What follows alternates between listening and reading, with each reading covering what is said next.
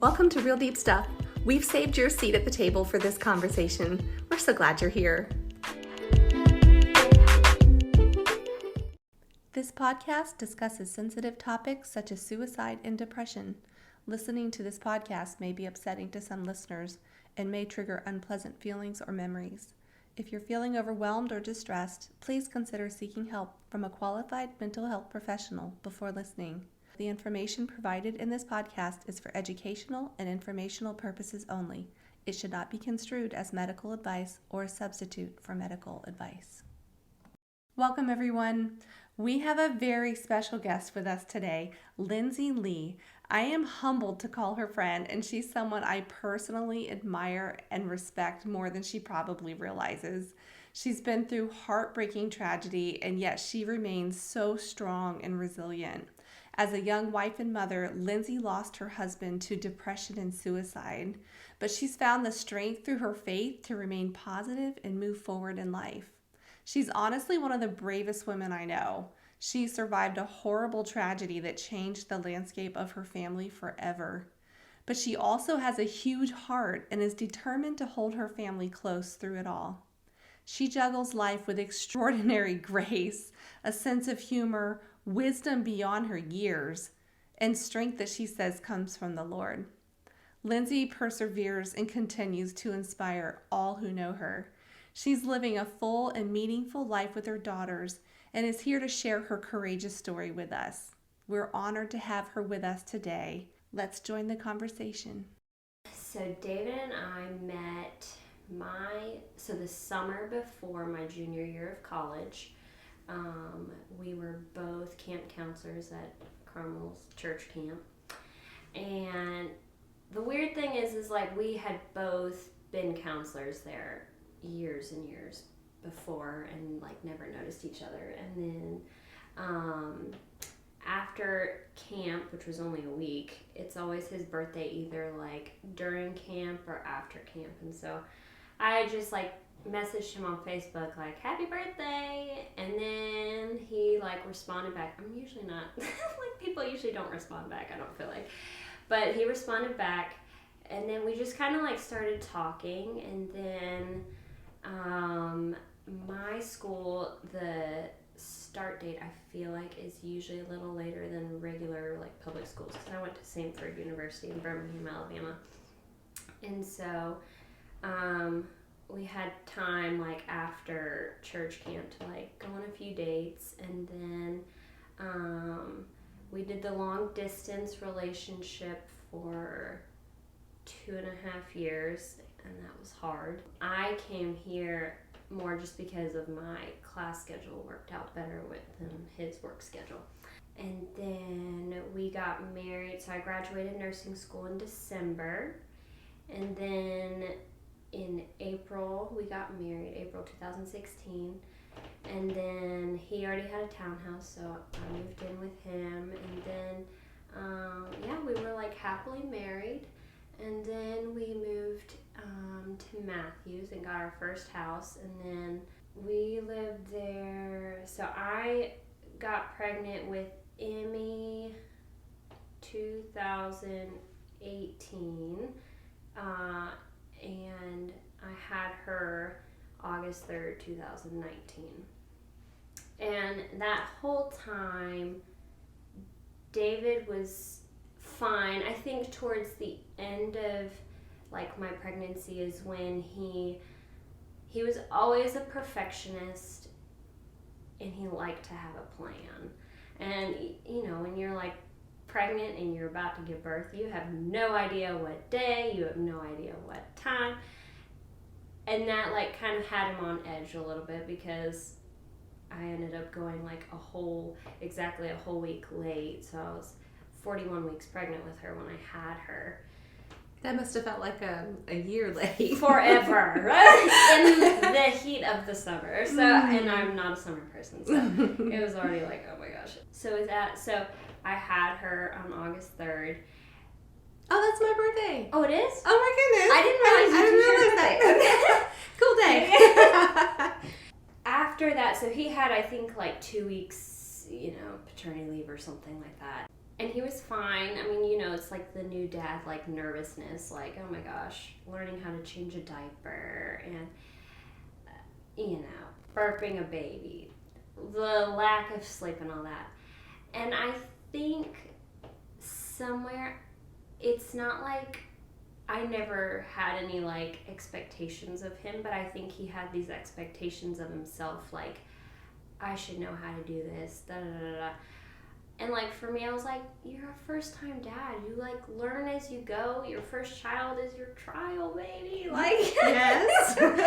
It's like, you know, what you learn from this one, you don't do with the second one. So he had a lot of expectations of himself. And then I think it was probably 4 to 6 months after Emmy was born that I had noticed, I was like, oh, he's like not himself. He is not as, like, he was very goofy, very funny. Like, we had this very playful relationship. It was like potty humor and all this, and like he lost that spark, and it was like he was very hard on himself and like kind of down. And he didn't mention this to me, but I had told him, I was like, I really think you're struggling with depression. And he was like, I don't know. And then it took him a little while to like warm up to the fact. And I think what I thought it was, I thought he was going through like postpartum depression, because men can go through that too. And so I was like, maybe it's like the whole life change, like, you know, it's a big change, you know, going from yes, it is. just being a couple and then adding a child. And Emmy was a hard baby, I do have to say. There was not a lot of sleep going on. So I mean, I was thinking, you know, maybe this is postpartum depression. And so we thought that until we started going to see a counselor at church, and then they did kind of like an assessment. We were just talking about like what it's like and all that, and they were saying, you know, I don't think this is postpartum depression. I don't think this is like a chemical depression. This is a situational depression. And so at that, right before Emmy was born, David had changed jobs, like I think a few months prior, like 2 or 3 months prior. And it was going from a bigger company to a smaller company. So he had to take on more like job roles and all that. And so because he was a perfectionist, and like if David said, you know, like, I'll do this, like, he's gonna do it. He's not one of those flaky people that just, you know, does a half job kind of thing. So for him, it was, I think, the combination of, you know, you've got a new job and you have a new baby, and that's a lot of change in a short amount of time. And when you have the personality that David had of being a perfectionist, and, you know, if I'm going to do something, I'm going to do it all in, and I'm going to do the best I can, it was a lot of expectation, and it was on himself. Like, nobody expected it. Maybe, I don't know if his job really did, but I had very low expectations, but not in a bad way, but like in a realistic way. Like, you know, you're a first time dad. It's a lot of grace. You're gonna make mistakes, and that's to be expected. I mean, you don't have to be perfect. But I think he had this like feeling like I need to be really good at this. And so he didn't tell anybody that he was struggling with depression until fall 2020. But that summer of 2020 was probably the worst of his depression, as far as like he really was in a dark space. And my family, we went to the beach, and he was invited, but he didn't come until like the very end, and he only came for like 2 days, I think, when he was invited for like the whole week. But I don't think he had the mental capacity to be able to, you know, enjoy something like that. He needed his alone time. And so like depression for him looked a lot like so he worked from home like when COVID all happened. That also didn't help. No. No. And he like his extracurriculars were jujitsu and like guitar and playing for church and stuff. And so when COVID happened, you know, everything shut down, so he wasn't able to do his jujitsu. And jujitsu was like a way for him to like get out, I think, his frustrations and his like built up energy and anger at like truly having these expectations of himself. And then playing the guitar was just a way for him to like mellow out at night, just to like get his body and mind to just shut down and just relax into the evening. You know, I'll mention, I didn't notice on the outside. Yeah. He must have hit it really well. I know he played. Was very good at hiding it. Yeah, he played at the worship team and on Sunday mornings, and he and my husband ministered together with the children and the family. Yeah, nights. He hit it very well. Nobody had any idea. Like his parents didn't have any idea. We finally sat his parents down because they're in DC, but they came to visit. It was like August. It was like, I feel like around Emmy's, maybe it was around Emmy's first birthday or something like that. And we sat them down, and I was really proud of David because I was not expecting him to say, because we were just eating dinner. And it's not like we planned to say, like, tell them or anything, but I was like, all along, I knew this was something that it was something he had to share. It's not something that I can be like, hey, David's struggling with depression. It's like, his story. It had to come from him. And so his parents, we were all sitting at the table, and he told them, he was like, I've been struggling with depression. And at first, I think, you know, when somebody says something like that, you're like, no way, like, you can't. And that was the reaction. And like, we were like, yeah, he really is. And nobody had any idea. He, like, going out and about, I mean, he was like, smile on his face, like, playing the guitar on stage in his own little world when he gets to playing guitar. And so I think when he did open up to his friends, I think they accepted it, and they were like, you know, they talked to him.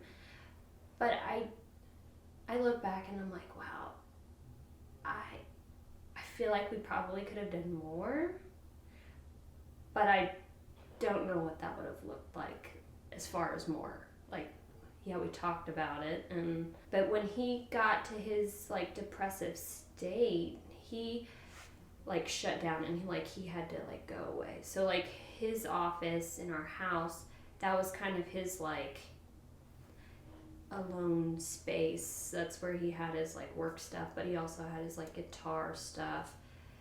So like when he was like struggling with his depressive, like, I call them episodes, I don't really know what they are, but that works, I think. His depression was not like he didn't stay in bed all the time. Like, I feel like if you're in a really deep depression, you don't have the energy to get out of bed. You just stay in bed and you don't do much because you don't have the energy to function like that. He only had, I think, like 2 times where he did that. And I think as like a young mom and a young wife, I was like, yeah, but don't you want to go do, like, it's the weekend, let's go do something fun. And looking back, I'm like, oh, you know, but that's all like looking in the past. You can't do that. And no, 2020 hindsight. Yeah. I mean, I was naive. I had no experience with dealing with depression because I'm not depressed, and so I don't know what that feels like. And so so for him, he had like 2 episodes of that, but then mostly it was just he would retreat and go to his office, and he would play the guitar, and he would just need like alone time. And so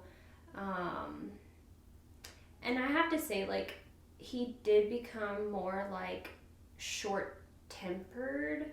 He was never like aggressive or anything like that, but just like on edge. And so like if he, like, I don't know, if something bothered him like at work, if they were like had these like unrealistic deadlines and they'd like spring it up on him like at the very last minute, he'd be on edge. And so that December 2020, he was totally fine. January he seemed fine, and February honestly he was fine until I worked on February 24th, and then I got a text at 6 p.m. So my shift is 7 a.m. to 7 p.m. So I got a text from him at 6 p.m. saying, "You need to get home now, I'm about to lose it." And I was like, hey, like, my shift ends in like 45 minutes. I give report to the next nurse. I will be home as soon as I can. It'll probably be 7:15.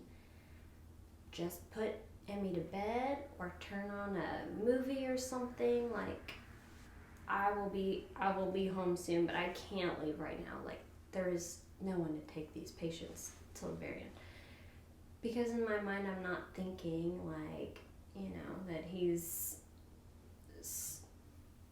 like in this whole terrible just mental state.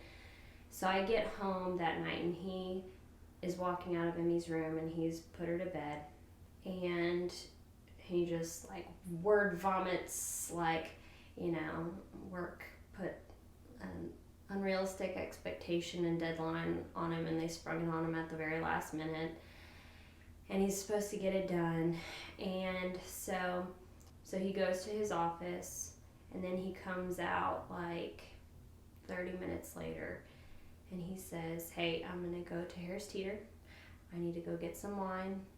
And I said, "Okay, go for it, and I'll be back." So he went to Harris Teeter, he came back, he brought like 2 bottles of wine with him.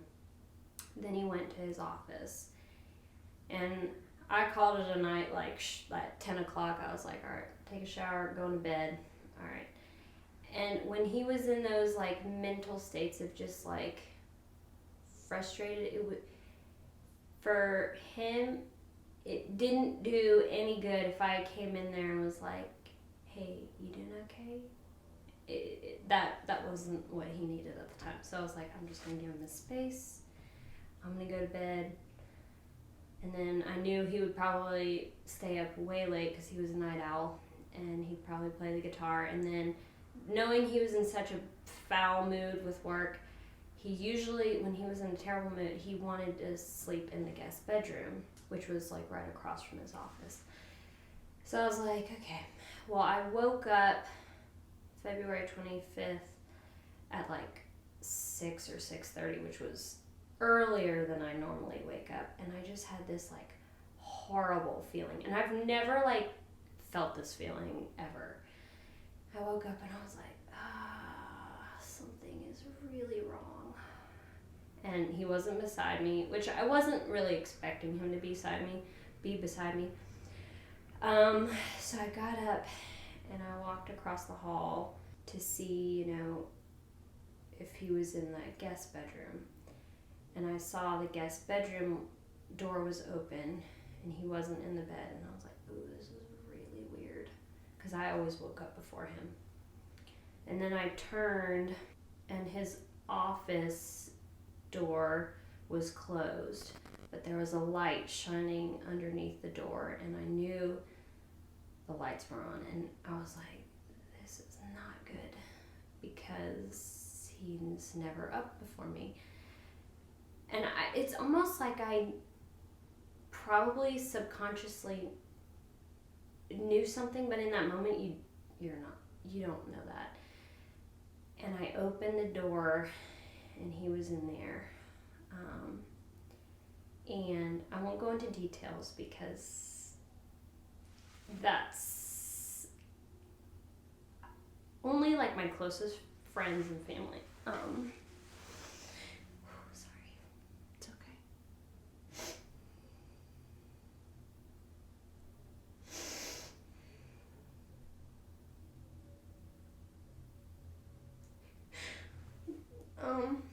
They know how he did commit suicide, and it's just something I want to protect the girls from until they're old enough, and if they want to know, if they don't want to know, it's definitely something I don't want to share with them unless they Completely understandable. want to.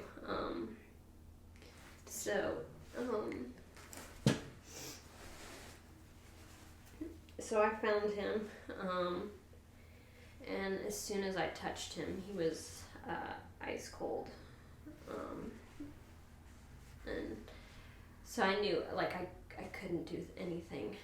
And I think as a nurse, you're used to saving people.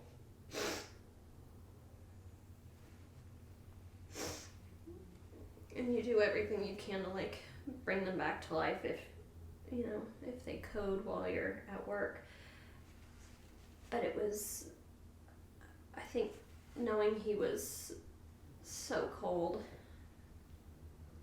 and he was so gone, there was nothing for me to do. So I immediately left the room, and Emmy had woken up at that point, but I had to go get my phone that was in my bedroom, and I had to call 911. And that's something, you talk about calling 911 when you're little, or but until you have to do it, it's so weird. And so I called 911 and I grabbed Emmy from her crib, and I had closed the door to the office so she couldn't see anything. And the operator, they don't let you get off the line until police comes to the house. And so it felt like the longest, I don't even know if it was 5 or 10 minutes. I mean, it wasn't very long, but it felt like forever because I just wanted to get off the phone with this stranger, and I just wanted to call my parents so I could have somebody that was, family, with me. And so the police get there, and I tell them where he is, and they take care of all that, and then you have to have, I don't even know if it's a medical examiner. I don't know. Somebody shows up in the, and they have to interview me of what all happened, or what I think happened. And then I was not there when they took his body out of the house, and my dad, he took me home, to their home, with Emmy, because I told him, I was I just need to get out of this house. I can't be here right now. And so, February 25th was the last day I spent in that house, because I knew as soon as we left that house, I was there's no way I can live in that house again. We love that house, but it was just knowing that that's where he died. I couldn't live in there.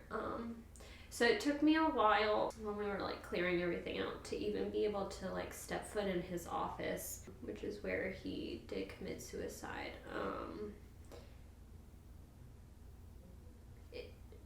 I had to have my dad bring me stuff out of there, and it was just awful. And it's weird when you're going through the process of like looking at stuff after, you know, your husband dies, it's like your house and like the stuff you have, it's just stuff. It's not,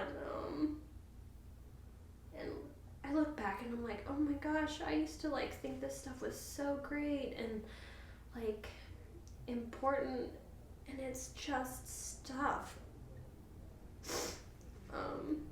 Even things that have sentimental value, it's almost like it can feel like the life goes out of those things too. Mm-hmm.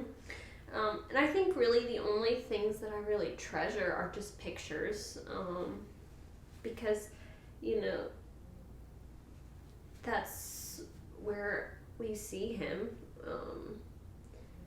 and that's what I can show the girls, and like, I still have his guitar stuff, and there's certain guitar things that I won't ever get rid of, like his favorite electric guitar and his favorite acoustic guitar, those will always stay with me. But he had so much like guitar pedals and all this stuff, and that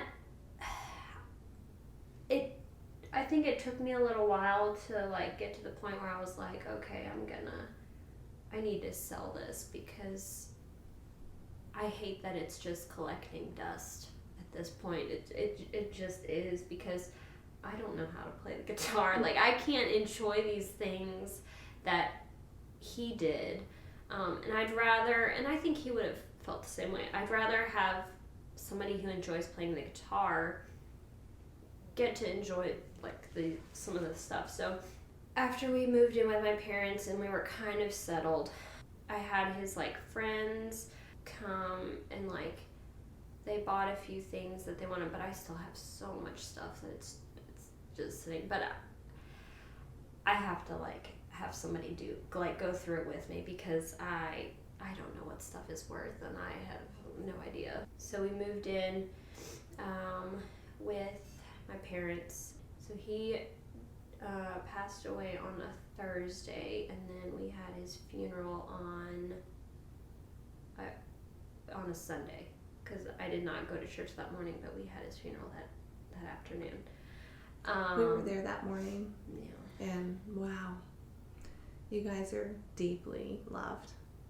Yeah. It was pretty emotional. Yeah. Yeah.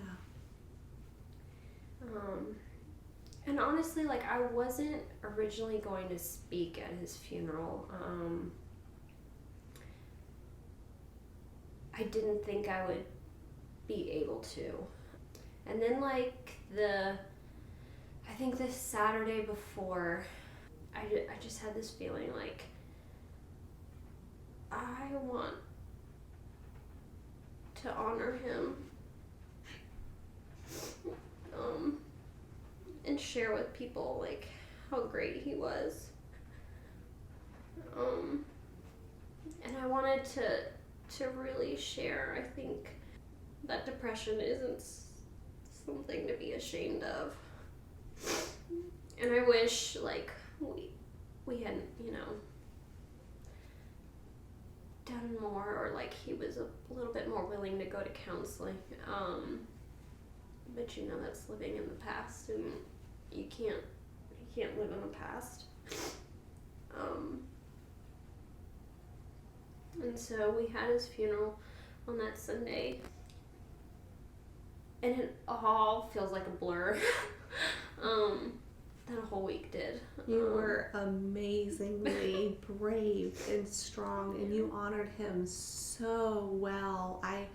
I don't think I even breathed while you spoke, because I just kept thinking, how is she? Yeah. You know, we know that was God's strength, Yeah. but I was so proud of you, and still so proud of you. You did a great job. Thank you. So, after his funeral, exactly a week after he died, I found out I was pregnant with our second. And honestly, it's not like I think you can, like, just, it's natural to compare. And, you know, when you first find out you're pregnant with your first baby, it's like, oh my gosh, I'm so excited. You're in shock, but you're also like, oh my gosh. And I was so numb and, like, I could not process anything. I was, like, looking at the stick and I was like, oh my gosh. And I, like, went on with my day. I did not tell a soul. I didn't, because that, exactly a week after David died, we went to the Whitewater Rafting Center, and we released balloons. And I knew that that day that I was pregnant. I had already found out that I was pregnant, but I didn't tell anybody. And I think I needed to sit in what I was realizing before I told anybody. And then I told them the next day. I told everybody all together, Lee's and the Bryan's family. We were sitting, eating lunch or dinner. I have no idea. I can't remember. And everybody was sitting down, and I said, I need to share something with you guys. And I said, I'm pregnant. And they were like, oh my gosh. Like, I mean, it's so hard to, like, you've just felt and gone through, like, so much hard and pain. And then, you know, you have a baby, and it's like that. I think that was the first time, like, I was introduced to, like, you know, feeling both complete heartache and joy. But in that moment, I was so fresh in my grief that I really could not feel the joy. I felt the heartache, and I knew I was happy for what this meant for Emmy and for me, but I could not quite feel the happy yet. I was very thankful, because I'd always wanted more than just one baby. And I had been, like, talking to David. I was like, David, like, Emmy would love to have a sibling. Like, look at her, she's playing with her babies. And but I think he also was like, you know, Lindsey, let's be realistic here. Like, I don't want to introduce another child to this world yet if I'm still struggling with depression. And which I understood, and I think, you know, it was selfish of me to want to do that. But, like, you know, when you have that hope, I think, you like, cling to that hope. And I think what brought me through a lot of the initial grief was, like, having Emmy, which is, like, 18-month-old is a total distraction from, you know, everything else. But also having that hope of, like, wow, there's a life growing inside of me, and there's something to look forward to. And it's, I needed that more than I realized. And so, yeah, so I had Abigail, November 7th, 2021, and labor for her, I had a hard labor with Emmy, but labor with Abigail was harder. And I think a lot of that had to do with the inner, you're grieving, knowing David wasn't going to be there. The birth experience was going to be totally different, but it's different having your mom at your birth versus your husband. And, like, my mom was great, but, you know, it's it's different. Sure. And so, I think the longer labor the second time around just had a lot to do with the inner turmoil of wrestling with, oh, he should be here. I wish he was here. And he wasn't. I couldn't be happier with who God put in my life, with Hemi and Abigail. They've given me so much joy.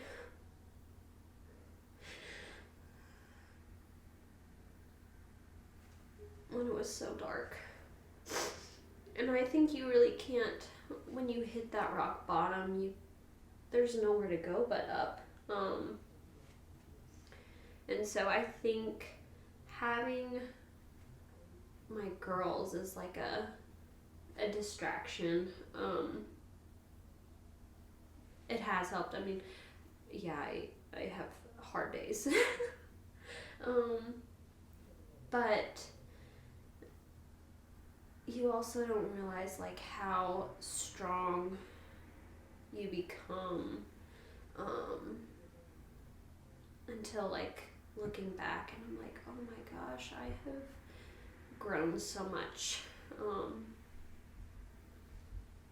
in the almost 2 years that he has been gone. It's like you have to. Do you think that the role of mom has helped kind of kickstart that growth, kind of like? Yeah, I think so. I've told my friends that I'm like, I really don't know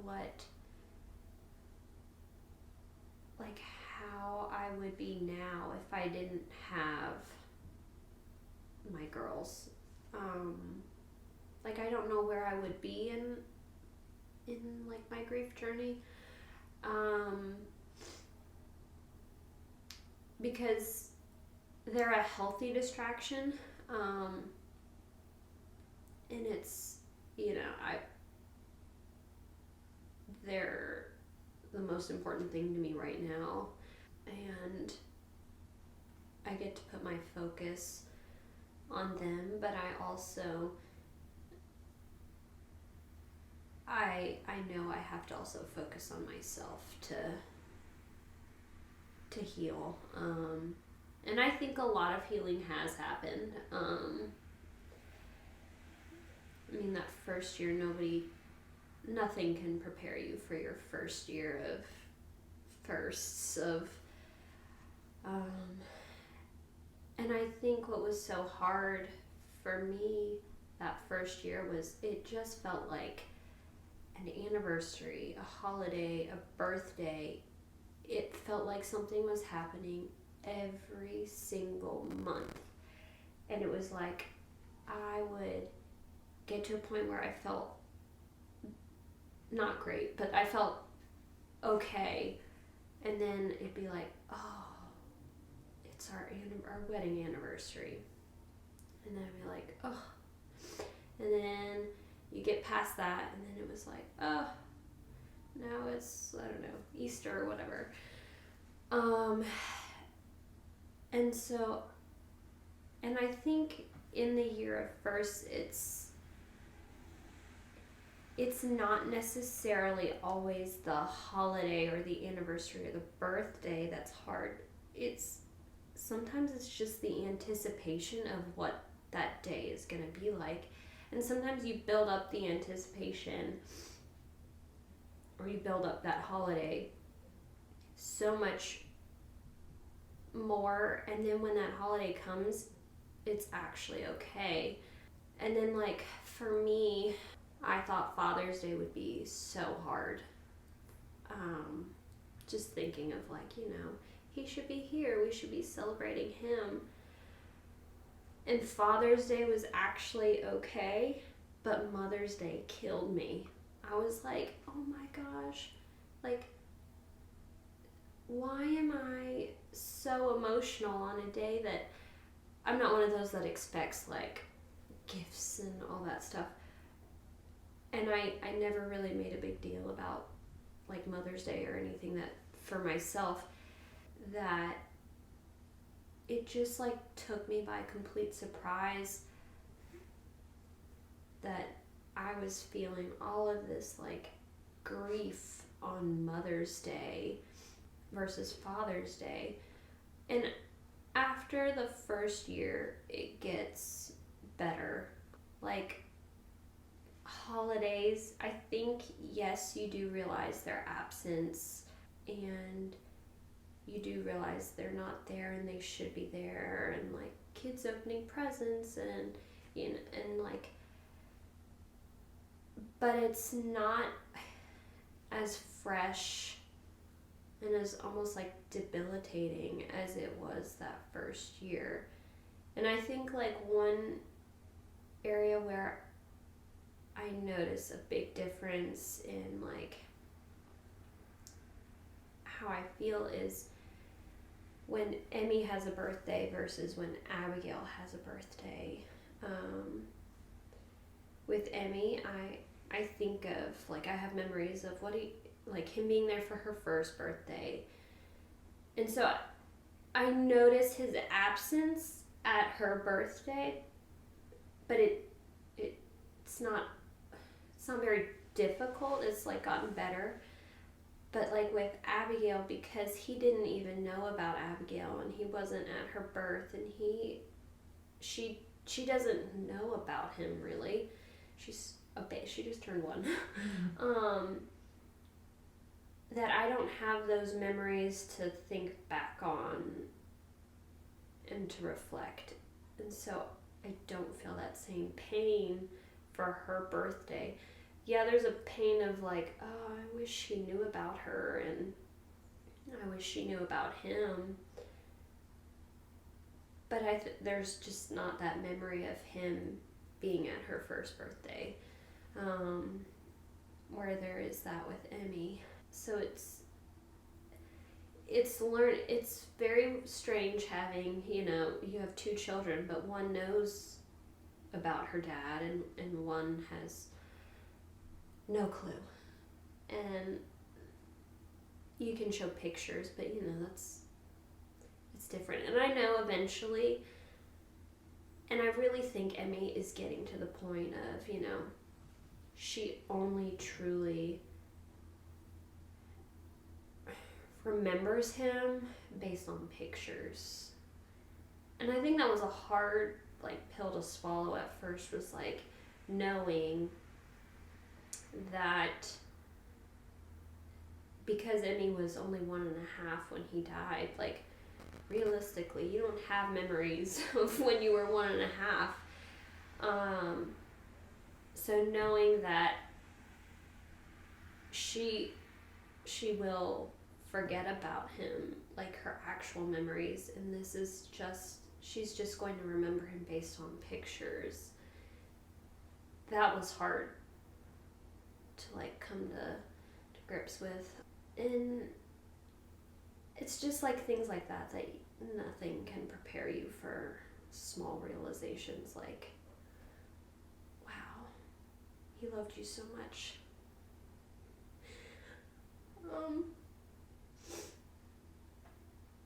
And unfortunately, she was so young that she won't get to really remember the love that he had for her. I'm really glad that she's got you to remind her. Yeah. I know you've written about their little game they'd play, he'd be in the office and they'd call back and forth. Yes, they would play. So he would be in his office and she would go running to his office door and, Dada! And he'd be like, Emmy! Dada! And so it's things like that I'm like, oh, you almost look back and you wish she was older, but then it's also oh, how much harder would that have been on Emmy had she been older. And I had her go to some play therapy through church. And I think one thing we don't realize, like, is, like, how resilient kids are. And it's, like, she really shows no signs of, like, grief play, which can often look like burying objects and stuff like that. And so we haven't had to do, like, any more grief play to see if there was anything she was, like, processing. But she does talk about him, like, I miss Dada. And, you know, when you're a kid, you're like, I wish I could go to heaven and see him. And I'm like, oh, I know, but I don't want you to go there yet. You know, so it's still hard, like when she asks about him,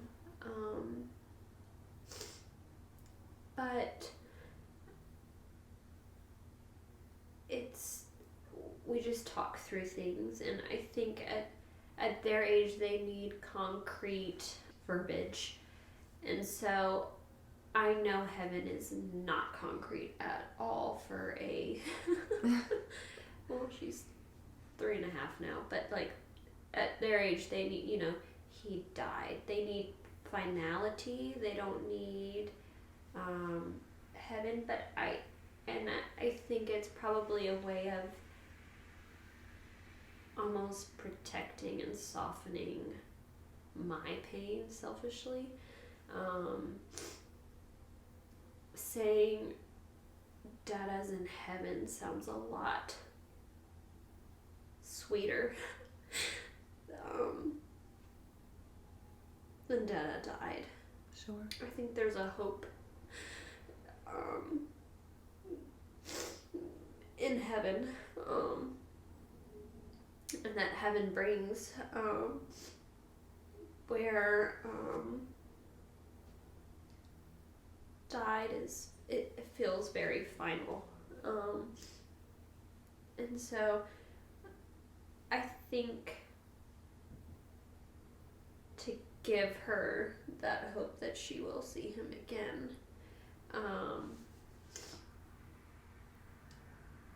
I think for her it does help. So I do use heaven with her, but I do also use the word died. But I usually end it saying Dada died, but he's in heaven. And so I think a hard part has been, since she's been at school, it's, you know, seeing dads drop off their kids at school and pick them up, and her age group, they had a Donuts with Dad Day, and we did not have that last year, so this year was like the first time, and I was like, oh my gosh, this is like hard. I'm having to be dad and mom, and I know she knows that she can see, like, you know, the rest of her classmates have a dad, and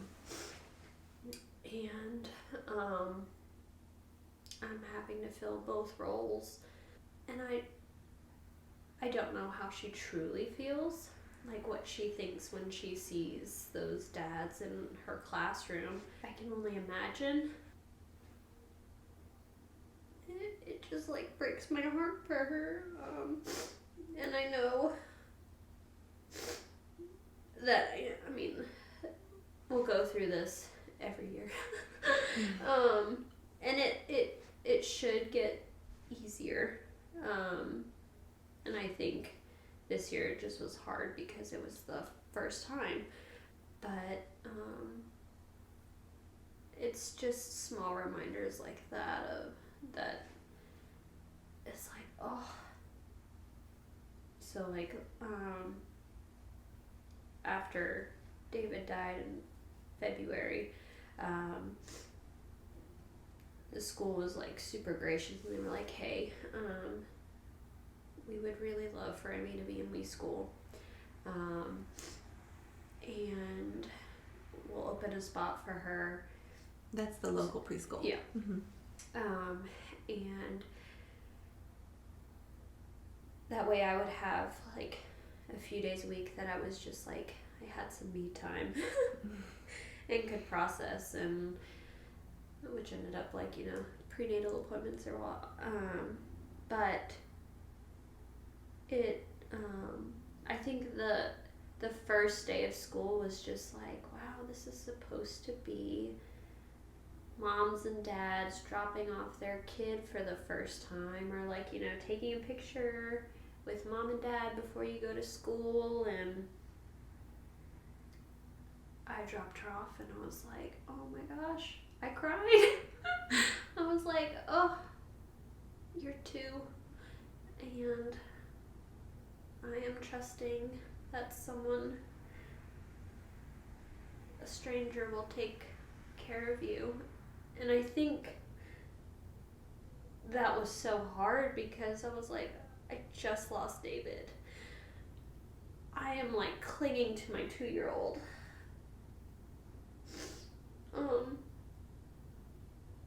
Because she's so precious to me.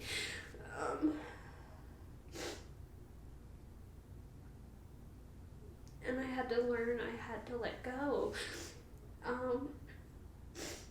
For me to grow and to have space for me and to heal. Even if it was just like 4 hours, 2 days a week. But that felt like such a big step. It's a huge step. Yeah. And I think like this year it was completely different. After I added, you know, Abigail to the mix, I was like, oh, thank God for school. I need a break. Because being a single mom is so hard. And working. Yeah. With that, yeah. And I'm really bad about asking for help. And so I've realized, and I'm trying to get better about this, but I'm still not the greatest, is realizing I need to give myself a break. Because I think I don't want to feel like a burden on someone when I ask for help. And I've come to realize it's people want to help and I'm not being a burden, but it's taken me a long time to figure that out. I think sometimes people don't know what to say, so they're like, if I could do something. Right. And I think honestly, like, if there's something I had to like any advice I would give to people that are like friends of somebody who's just lost somebody, it's just show up. Your silence is deafening and it's very lonely. Being a widow, and when words are not spoken or you're not there, we notice that. And it's not necessarily that I need you to say the right thing. It was like I just wanted somebody to be okay with sitting with me. Even if we were silent and I was just crying, I just wanted somebody to sit with. Because I didn't have that anymore. I lost my person. And I think what was hard was people I expected to be there for me weren't. And, you know, friendships fizzled. But then I gained like 2 really, really, really, really, really, really good friends that have walked through this before me. It wasn't a spouse, but it was a sister who had committed suicide. And I had, we could just be real and, talk about deep things and like questions, and like that was the first time I feel like I've had a friendship where I could just be real. And I think something that I've like learned throughout this whole process is I cannot stand just fluff conversations. Like I want like to know you and you to know me, and I want to know if you're going through a hard time. Like I think because I spent almost 2 years kind of covering up David's depression and not telling anybody about it because he wasn't ready to tell anybody about it. I felt like, I look back and I'm like, oh my gosh, I feel like I was so fake. Like I wasn't honest with what was really going on. And you can post pictures and everybody looks happy, but it doesn't really show what's going on. And I think that's where our society is so messed up, is that everything is based on a highlight reel and everything looks fine and dandy, when in reality there's hard stuff going on behind those images. There's a lot of reasons why I think people do that, why we post the highlights, and there's a lot of unhealthy reasons why, and a lot of places that go nowhere good. Right. But I also think that with social media, all the unhealthy stuff aside, that you weren't sharing the full story because you were protecting his privacy, his story, his wishes. And I kind of call it, like, at least the way I use social media, like grocery store conversations. Like, you're just doing your thing. You're going to go get milk or whatever, and you run into someone.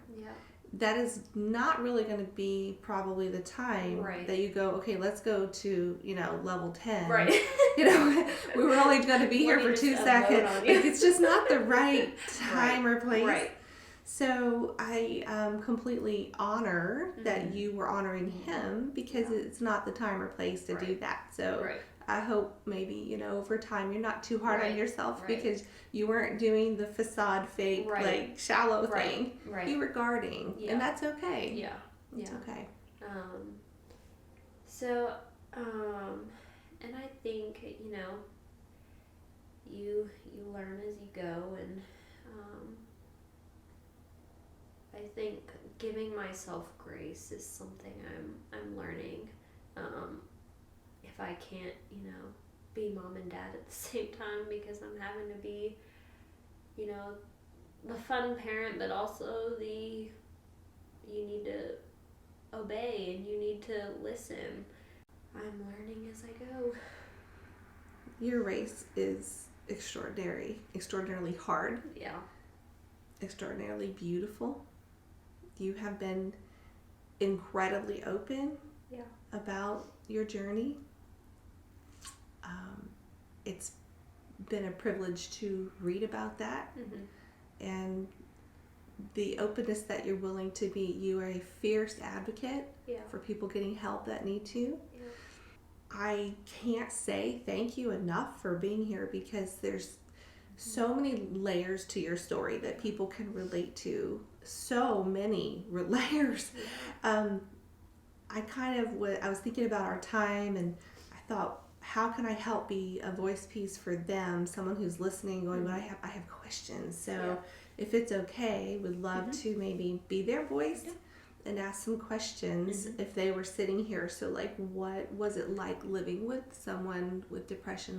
What was it like for you on a daily basis? So when David was struggling with depression,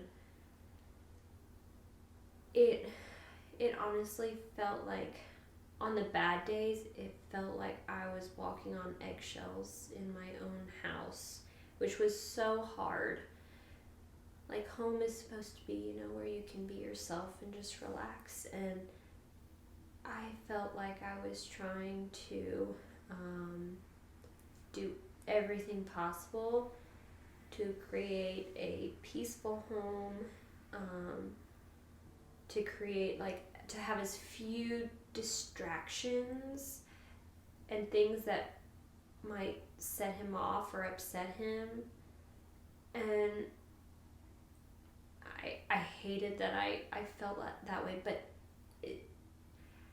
I wanted him to be okay and to not have anything that would just make his day bad. And so I felt like I was really, like, not necessarily like keeping Emmy from him on his bad days, but like I would just take Emmy out and we would be out of the house for as long as we needed to be until I thought he would be okay.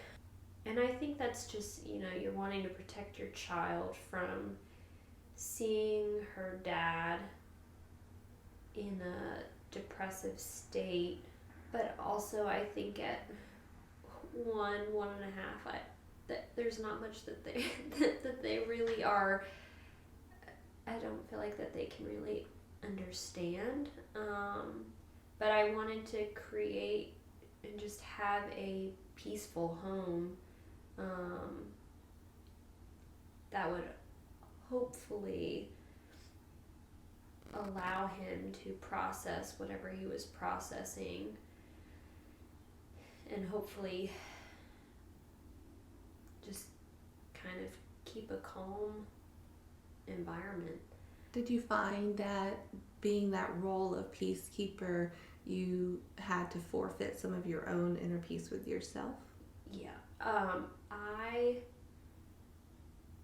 really felt like it was almost like death to self. I gave up things that brought me joy so I could be home more with Emmy, because I knew his jujitsu and his like music stuff was like outlets that he needed, and that created like a peace in him, and he was able to let out his frustrations. And so I think, I mean, also COVID happening was also not not great, because it was like, you know, you kind of became confined at home, and there just was not the space to be able to like do what we do now and what we did before like COVID happened. But I did feel like I lost part of myself in the process of trying to keep the peace at home, because I wasn't able to do things that brought me joy and were an outlet for me.